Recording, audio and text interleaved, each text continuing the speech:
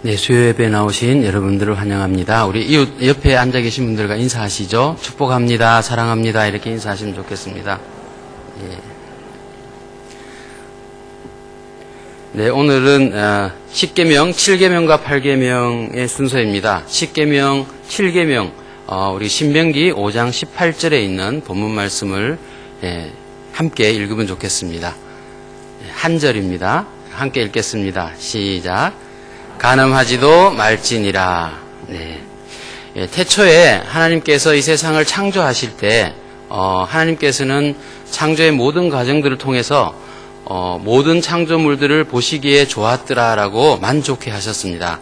그리고 이 6일 동안의 창조의 모든 과정들을 하나님께서 만족해 하시면서 진행을 시키셨는데 단 하나 그 성경에 보면은 하나님께서 보기에 좋지 않았다라고 표현하신 부분이 하나가 있었습니다. 그 부분이 무엇이냐 하면 사람이 독처하는 것이 보기에 좋지 아니하다라고 그렇게 말씀을 하셨습니다. 그래서 창세기 2장 18절에 보시면요. 여호와 하나님이 가라사대 사람이 독처하는 것이 좋지 못하니 내가 그를 위하여 돕는 배필을 지으리라 하시니라 이렇게 말씀을 하셨습니다.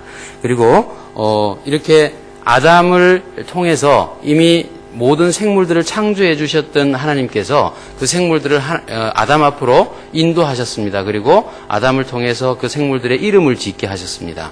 아담이 그 생물들의 이름을 다 짓고 나자 하나님께서는 아담을 깊이 잠들게 하셨습니다. 그리고 아담의 갈비뼈를 하나를 취하시고 그 빠진 갈비뼈 자리에다가는 살로 가득 채우신 다음에 그 갈비뼈로 하와를 만드셨습니다.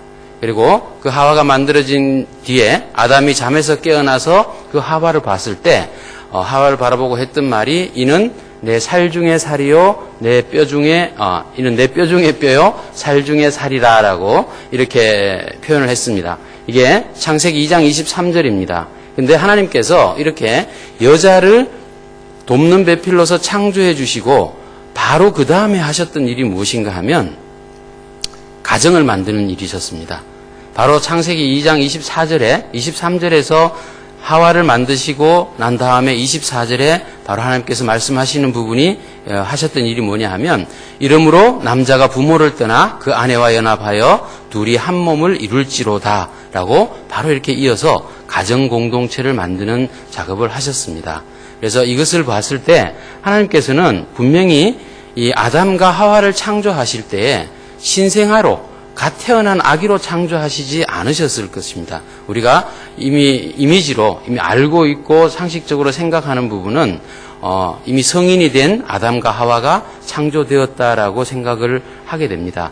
근데 이렇게 성인으로 창조가 되었고 이 세상의 인류의 첫 조상인 이 아담과 하와를 향해서 하나님께서 하신 말씀은 남자가 부모를 떠나라고 이야기를 합니다.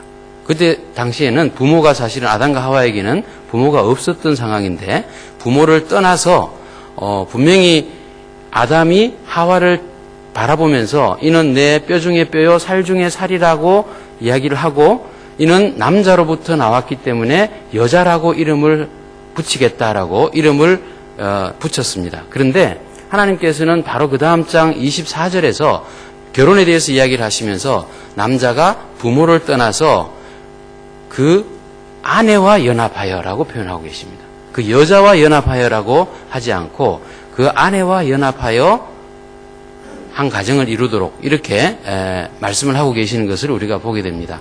이 말씀을 통해서 우리가 볼 수 있는 부분은 하나님께서는 이 아담과 하와를 창조하시고 두 사람에게 가정 공동체를 허락하셨을 때 이 가정 공동체가 목표로 해야 되는 부분이 무엇인가 하는 것을 분명히 가르쳐 주셨습니다. 하나님께서는 한 아내와 한 남편이 한 가정을 이루는 일부 일처 제도의 결혼 제도를 분명하게 태초에 첫 창조물에서부터 시작해서 가르쳐 주셨던 것을 우리가 보게 됩니다. 우리가 이 출애굽기에서 출애굽을 한 이스라엘 백성들이 애굽 땅에서부터 430년 노예살이를 하다가 모세를 통해서 출애굽을 했습니다. 그리고 시내산 앞에 왔을 때 이제 하나님께서 이스라엘 백성들에게 모세를 통해서 10계명을 주셨습니다. 그 10계명 중에서 우리 지금 7계명으로 주신 이 간음하지 말지니라 라는 이 말씀을 통해서 보면 이러한 일부 일처 제도에 하나님의 결혼 제도를 주셨음에도 불구하고 이미 애굽 땅에서 살고 있던 그 시대, 많은 세월이 흘렀지만 그 시대를 보면 이미 그 땅에는 그 인간들 사회 속에서는 하나님의 이 창조 질서가 무너지고 이미 부서져 버렸다 하는 것을 우리가 느낄 수 있는 부분입니다. 간음하지 말지니라라고 계명을 주셨다는 것은 이미 간음이라는 형태가 그 사회 속에서 이루어지고 있었다는 것을 전제하고 있다는 이야기가 됩니다. 그래서 이 당시를 성경적으로 이렇게 봤을 때 창세기 4장에 보면 가인의 이 후손들에 대한 족보가 나올 때 가인의 후손 중에 라멕이라는 사람이 아내를 둘이를 취했다. 2명의 아내를 취했다라는 기사가 나옵니다.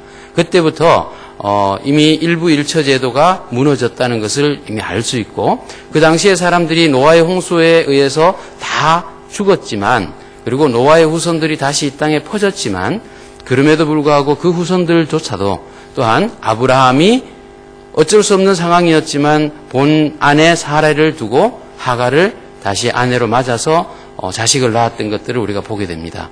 그리고 그 아브라함의 손자죠. 야곱이 어쩔 수 없었던 상황의 출발이라고 하지만 4명의 아내를 두었던 것을 보게 됩니다. 이런 것들이 이미 우리 성경 안에서 하나님의 백성들이라는 계보 안에서도 한 남자가 여러 명의 아내를 거느리고 살게 되는 이러한 모습들이 성경에서 나오고 있는 것을 우리가 알 수 있습니다. 이렇게 이미 이 상황이 정착이 되어 가고 있는 이런 상황 속에서 애굽 땅의 상황을 보면 우리가 요셉이 애굽에 팔려갔을 때 그리고 애굽에 팔려가서 보디발 장군의 집에서 집사로 종으로 이렇게 생활할 때 그때 보디발의 아내가 이 요셉을 유혹했던 장면들을 우리가 기억합니다. 우리가 이 자료들을 봤을 때 이집트 땅은 애굽 땅은 여성의 지위가 상대적으로 높은 나라였다라고 이야기를 합니다. 그래서 우리가 요셉의 경우에도 보다시피 남자가 여자를 다루는 것이 아니라 이집트 땅에서는 여자가 남자를 유혹해서 간음의 자리에 이끌려고 하는 정도의 개방된 사회였고 지위였지만 그래도 이집트도 여전히 남성 중심의 사회였다는 것은 우리가 알 수 있습니다. 그래서 이러한 부분들이 430년 동안 이러한 이집트 땅에서 애굽 땅에서 종살이했던 이 이스라엘 백성들이 그 땅에서 살아오는 동안에 이집트의 이런 문화 속에 자연히 녹아들고 이렇게 습관화되고 관습을 배웠을 것이라는 것을 우리가 쉽게 알 수 있는 부분입니다. 그래서 이렇게 배웠던 이스라엘 백성들이 애굽 땅에서 나왔을 때에 그리고 시내산 앞에 왔을 때에 하나님께서 계명을 주시면서 간음하지 말지니라라는 계명을 주실 수밖에 없는 그 상황. 내가 창조할 때, 이 세상을 창조할 때는 분명히 한 아내와 한 남편이 한 가정을 이루고 사는 이 일부 일처제의 결혼제도와 가정제도를 분명히 허락했는데 지금 이 사회는 이 간음이라는 형태의 모습으로 이웃의 가정을 탐내고 이웃을 이렇게 범하는 이런 모습들이 있다라는 것을 하나님께서 지적하시는 부분이겠죠. 그래서 간음이라는 단어 자체에 그 사전적인 의미를 보면 부부 이외의 다른 사람과 성적인 관계를 맺는 것을 사전적인 의미로 간음이라고 표현을 합니다. 그래서 이 간음하지 말지니라라고 이렇게 표현하셨던 하나님의 계명의 의미 자체가 바로 이러한 의미를 가지고 있다라는 것을 의미하겠죠.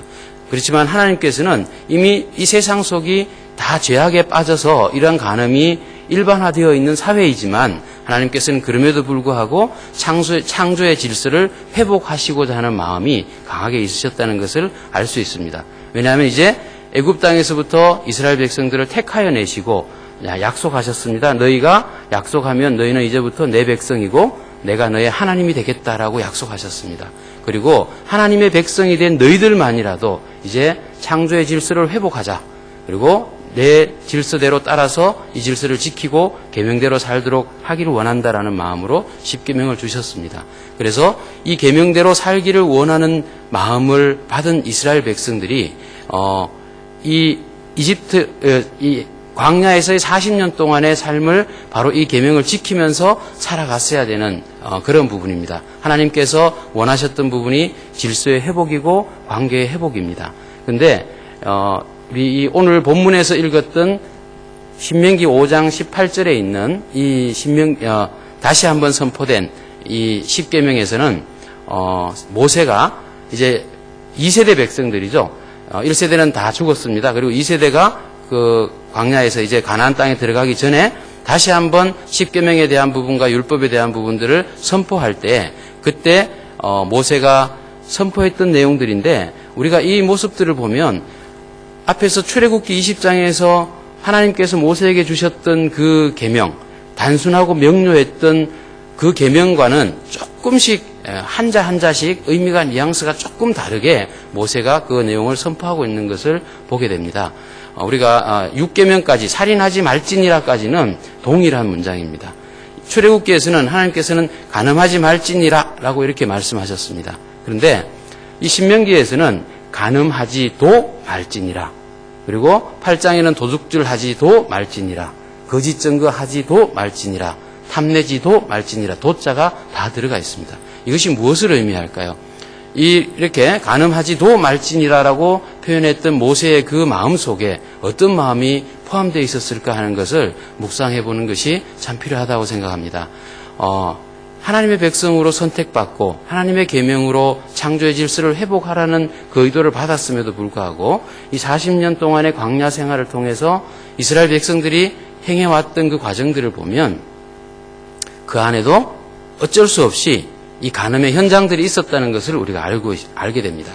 그래서 우리 레위기 18장과 20장 11절에서 21절 사이에 있는 말씀들을 보면 이렇게 이야기를 합니다. 20장 10절에 말씀하는 부분들을 보시면 누구든지 남의 아내와 간음하는 자, 곧 그 이웃의 아내와 간음하는 자는 그 간부와 음부를 반드시 죽일지니라. 레위기에 이렇게 지목하고 간음하는 자와 간부와 음부를 반드시 죽이라고까지 명령을 하고 있습니다. 이게 10절 말씀인데 11절에서부터 21절의 말씀에 보면 우리가 입에 담기 민망할 정도의 그러한 모습들이 이미 이 레위기의 율법은 이방인들을 위해서 준 것이 아니었지 않습니까? 이스라엘 백성들, 하나님이 택한 백성들에게 하나님의 법을 지키고 살라고 주셨던 그 법이었습니다. 그런데 그 법 안에 이런 법이 있었다는 것이죠. 남의 아내를 탐하는 것 기본적이었습니다. 그거는 기본으로 두고 근친상간, 가까운 가족들 간의 성관계를 맺는 부분들, 많은 경우들이 예를 들어져 있습니다. 그리고 동성 간의 성관계를 맺는 과정들, 동성애들, 또 심지어 동물들과 성관계를 맺는 수간에 이르기까지 이런 모든 부분들이 금지 조항으로 하나하나 조목조목 하지 마라 하면은 벌 받게 된다. 안 하는 것이 좋다. 절대 금지하고 죽일지니라까지 이렇게까지 하나님께서 말씀하셨던 것을 우리가 보게 됩니다. 이게 과연 무엇일까요? 레위기면은 이미 법도로서 율법으로 규례로 주셨던 말씀들인데 이것은 결국 이스라엘 백성들 안에서도 이러한 모습들이 존재하고 있었다는 것을 의미하는 것이 아니겠습니까? 모세가 40년 동안의 광야 생활을 통해서 봤을 때 그렇게 혼자서 1인 지도 체제 하에서 하나님께서 기적을 행하시고 능력을 베푸시고 그래서 구름기둥과 불기둥으로 이들을 보호하시고 모든 것들을 먹이고 입히시고 재우시고 이렇게 하시면서 40년을 지내왔던 그 과정들을 생각해 볼 때 하나님 말씀 따라서 살아야 되는 것이 당연한 이스라엘 백성들이었습니다. 그럼에도 불구하고 그 안에서 하나님의 법을 따르지 않는 모습들이 존재하고 있었고 그 안에 엄연히 우리가 생각할 수조차도 없는 그런 민망한 일들이 그 안에 있는 것을 모세가 목격하고 왔습니다. 그리고 그 목격했던 모세는 이제 다시 한번 2세대 백성들에게 소리쳐서 외칠 때에 그 어떠한 마음이었을까요? 자기는 그 안에 들어갈 수 없다는 부분을 알고 있었습니다. 그리고 가나안 땅에 들어가서 정복하고 나면 이제는 모세가 혼자서 지도하며 장로들과 함께 이렇게 끌어왔던 그 지도 체제가 아니라 이제는 각 지파별로 분산되어서 자기들 영역대로 따로따로 살아가야 되는 모습들이 생길 것이라는 것을 예상했던 모세는 걱정할 수밖에 없었습니다. 더 강하게 금지하는 부분들을 말할 수밖에 없었을 겁니다. 우리가 모세가 걱정했던 이 부분에 대한 것들을 예로 볼 수 있는, 증거로 볼 수 있는 부분이 우리 사사기 마지막 부분에 나오는 것을 잘 알고 있습니다. 사사기 19장에 보면 레위인의 첩사건이라는 사건이 나오죠. 레위인의 첩사건을 보면 하나님의 성전을 담당하는 레위인인데 자기의 본부인을 두고 첩을 두었습니다. 그리고 그 첩과의 삶을 통해서 살아가고 있는 과정에서 그 첩은 또한 남편을 떠나서 행음하는 이런 일들이 있었습니다. 그리고는 남편을 떠나버렸습니다. 그런데 이 레위인이 그 떠난 첩을 찾아서 첩의 집으로까지 찾아갑니다. 이러한 모습들을 보면 이 상태에 그 당시의 상황이 얼마나 성적으로 문란하고 타락하고 이 하나님의 성전을 맡고 하나님의 일을 맡았던 레위인들조차도 이러한 타락에서 자유롭지 못했다는 것을 우리가 보게 됩니다. 그뿐만이 아니라 그 첩을 데리고 돌아오는 길에 기브아에 이르렀을 때 그게 베냐민 지파들이 살고 있는 그 땅에서 하룻밤 묵게 되었을 때 그 밤에 하나님의 백성 12지파 중에 한 지파인 베냐민 지파 사람들이 밤에 와서 우리가 그와 상관하겠으니 그를 내어놓으라고 동성애를 하겠으니 내어놓으라고 그 노인 집에 와서 강요하는 모습을 봅니다. 그 당시에 이스라엘 백성들 안에서 하나님의 백성들 안에서 이미 동성애가 있었고 이미 간음이 문제가 있었고 이런 부분들이 있었다는 것을 의미합니다. 이런 부분들을 보면 이미 그 당시에 하나님의 이 법도가 얼마나 철저하게 무너져 내리고 있었고 지켜지지 않았는지를 우리가 생각할 수 있습니다. 그래서 하나님께서는 더더욱 율법에 대한 부분들을 강하게 주셨다라고 생각을 합니다. 결국 이러한 육신적인 간음들이 이스라엘 백성들에게는 결국은 영적인 간음으로까지 이어졌다는 것을 우리가 알게 됩니다. 자기의 본부인을 두고 남의 아내를 탐하고 남의 이웃을 육적으로 자기의 이기적인 욕정과 쾌락을 위해서 자기의 이기심을 위해서 다른 사람을 해치고 피해를 주는 그러한 모습들이 익숙해져 있는 그 상황은 결국은 창조주 하나님, 우리의 하나님 되신 하나님을 버려놓고 자신들의 다른 우상을 섬기는 모습으로 나타났다는 걸 보게 됩니다. 예수님께서는 신약 성경에서 마태복음을 통해서 더 강하게 표현하셨습니다. 마태복음 5장에 보시면요. 5장 27절에 30절에 보시면 또 이렇게 간음치 말라 하였다는 것을 너희가 들었으나 나는 너희에게 이르노니 여자를 보고 음욕을 품는 자마다 마음에 이미 간음하였느니라 라고 말씀하십니다. 그리고 너희가 이 간음하는 모습들이 보이게 되면 너희 오른손이나 오른눈이나 하여튼 눈을 빼든지 손을 찍든지 없애버리라. 너희 백체가 하나 없는 것이 그걸 가지고 지옥 들어가는 것보다 낫다라고까지 강하게 표현하십니다.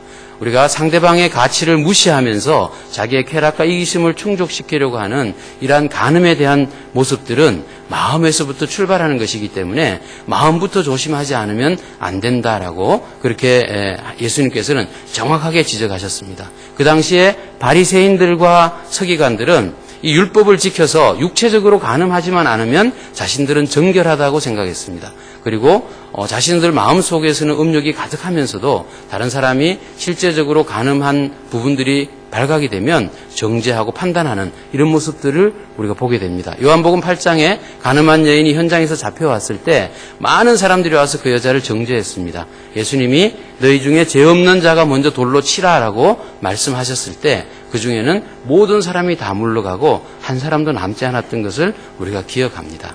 우리가 지금 이 시대에 예수님께서 이렇게 말씀을 하셨던 이 시대를 보면은 이 계명이 출애굽 당시와 또 신명기 시대와 신명기 때와 이 마태복음에서 예수님이 말씀하셨던 것이 의미가 점점 시대에 따라서 더 깊어지고 변화한다는 것을 볼 수 있습니다.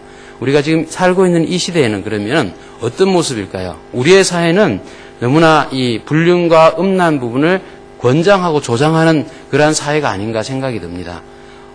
얼마나 이런 부분들을 미화하고 아름다운 부분들로 이렇게 광고하는지 우리가 우리의 삶 속에서 직접 느끼고 있습니다.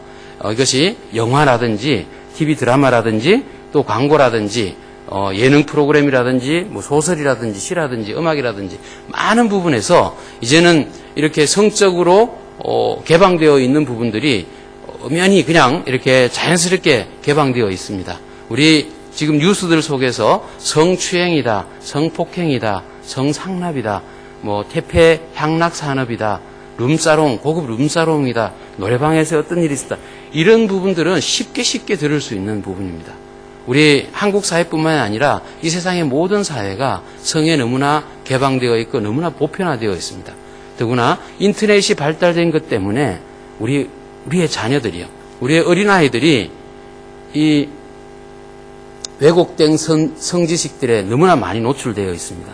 그래서 자신들의 가치와 판단을 바르게 세워나가기도 전에 그러한 잘못되고 왜곡된 성지식들을 가지게 됨으로 인해서 그 부분들을 사실로 인정하고 자기의 실생활에서 그것들을 실천해보고자 하는 이러한 모습들이 드러날 때 그것이 사회로 나와서 살인과 강간과 또 폭력과 이런 모습으로 사회 문제화되고 있는 이 현실들을 우리가 접하고 있는 시대에 살고 있습니다.